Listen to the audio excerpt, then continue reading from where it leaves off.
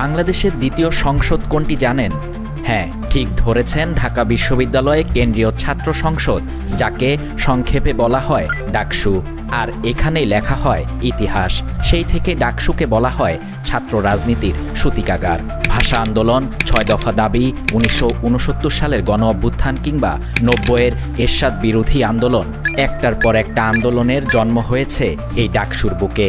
কারণ ডাকসু ছিল না শুধু ভোট আর ব্যালটের খেলা, এটি ছিল বিদ্রোহের ল্যাবরেটরি।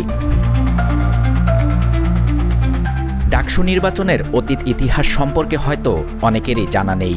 ১৯২১ সালের ১ জুলাই ঢাকা বিশ্ববিদ্যালয় প্রতিষ্ঠার পরপরই স্যার এএফ রহমানের উদ্যোগে মুসলিম হল, জগন্নাথ হল ও ঢাকা হল, এই ৩ আবাসিক হলে ছাত্র সংসদ গঠন করা হয়। এরই ধারাবাহিকতায় পরে গঠিত হয় ঢাকা বিশ্ববিদ্যালয় ছাত্র সংসদ। শুরুতে একে ডাকসু নামে ডাকা হতো না। ঢাকা বিশ্ববিদ্যালয় ছাত্র সংসদ থেকে ৩ দশক পর নামকরণ হয় ঢাকা বিশ্ববিদ্যালয় কেন্দ্রীয় ছাত্র সংসদ। এখন আসি মূল আলোচনায়, ডাকসুর নির্বাচন। ঢাকা বিশ্ববিদ্যালয় প্রতিষ্ঠিত হয় ১০৪ বছর আগে ১৯২১ সালে। সেই থেকে ১০০ বছরে ছাত্র সংসদের নির্বাচন অনুষ্ঠিত হয়েছে মাত্র ৩৭ বার।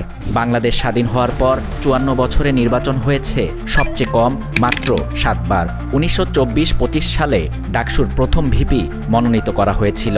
১৯৫৩ সালে সাধারণ শিক্ষার্থীদের অংশগ্রহণে বিশ্ববিদ্যালয়ের ইতিহাসে ডাকসুর প্রথম নির্বাচন অনুষ্ঠিত হয়।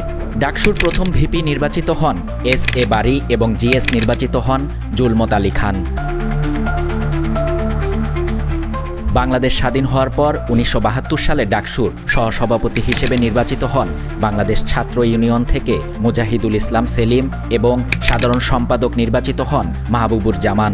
স্বাধীনতার পর থেকে ডাকসু নির্বাচন নিয়ে সরকারগুলোর মধ্যে এক ধরনের অনীহার কারণে ১৯৭১ থেকে ১৯৯০ সাল পর্যন্ত ১৯ বার নির্বাচন হওয়ার কথা থাকলেও মাত্র ৭ বার নির্বাচন অনুষ্ঠিত হয়েছে।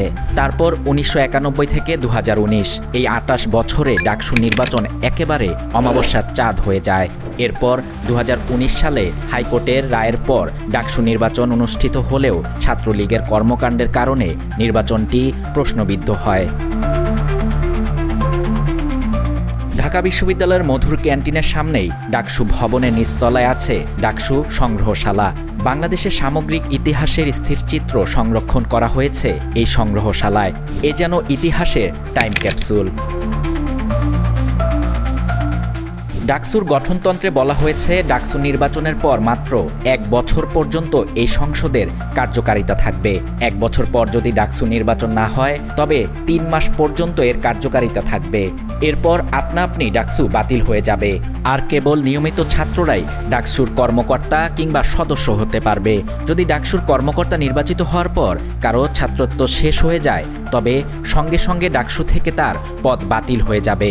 এই ক্ষেত্রে কর্তৃপক্ষ পুনরায় ওই পদে নির্বাচন অনুষ্ঠানের উদ্যোগ নেবেন। প্রায় ৬ বছর পর আগামী ৯ সেপ্টেম্বর অনুষ্ঠিত হতে যাচ্ছে ডাকসু নির্বাচন। এই নির্বাচনের পেছনে রয়েছে একটি রক্তক্ষয়ী আন্দোলন, একটি স্বৈরাচার পতনের গল্প। ধারণা করা হচ্ছে এই নির্বাচন বাংলাদেশের ইতিহাসে গুরুত্বপূর্ণ অধ্যায় হবে, যা লিখবে ঢাকা বিশ্ববিদ্যালয়ের ছাত্র সংসদ। তাই তো ছাত্রদের রক্তে লেখা ইতিহাস আবার ডাকছে, তুমি কি তৈরি নেতৃত্ব দিতে?